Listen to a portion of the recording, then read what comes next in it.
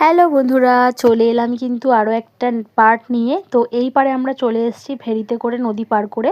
আর ফেরি করে আসতে কিন্তু প্রায় 1.5 ঘন্টা মতো সময় লাগলো।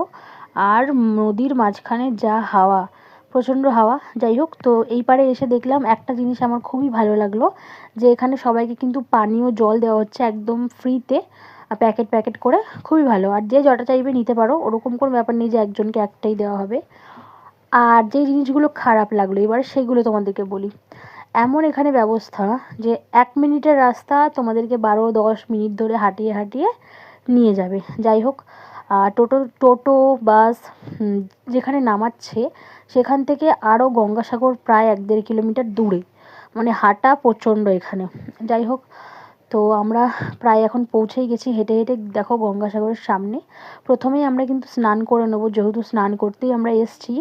তারপর আমরা কিন্তু যাব, এখানে আমাদের একজন চেনা মানুষ আছে, সে আর কি এখানে ক্যাম্প করেছে, ঘর নিজস্ব আছে তার। তো তার ঘরে গিয়েই কিন্তু আমরা ড্রেস ট্রেস চেঞ্জ করব।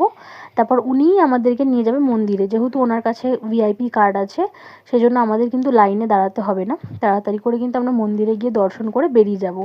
যেহেতু আমরা এখানে থাকার কোনো প্ল্যান করে আসিনি, সেজন্য মানে সেরকম কোনো প্রিপারেশানই নিয়ে আসিনি। আর সব কিছু ঠিকঠাকই হচ্ছিলো, টাইম মতো আমরা খাওয়া দাওয়া করে মানে ওখান থেকে বেরিয়ে গেছিলাম বাড়ি আসার জন্য। তখন প্রায় 3:45 মতো বাজে, গাড়িতে উঠে গেছি। কিন্তু মাঝ রাস্তা বলাটাও ভুল, 5-10 মিনিট এসেই আমরা মানে দেখছি কি যে যারা আরও অনেক লোক ছিল তারা রাস্তা অবরোধ করে বসে আছে, কারণ তারা যাওয়ার জন্য গাড়ি পাচ্ছে না, সেজন্য আমাদেরকেও যেতে দেয়নি। যাই হোক, তো ফেরি সার্ভিস বন্ধ হয়ে গেছিলো বিকাল 5:30 নাগাদ। সেই জন্য আমরা ভেবেছিলাম যে ফেরি ঘাটেই হয়তো বসে বসে রাত কাটাতে হবে, কিন্তু এই সরকার থেকে এইগুলো বানিয়েছিল বড় বড় টেন্ট মতো, বাথরুমও ছিল ভালোই। তো সেখানেই আমরা রাতটা কাটালাম খুবই কষ্টে।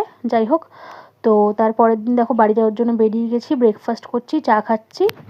কি বলছিলাম, আমাদের তাহলে শেষ হলো ট্রিপ।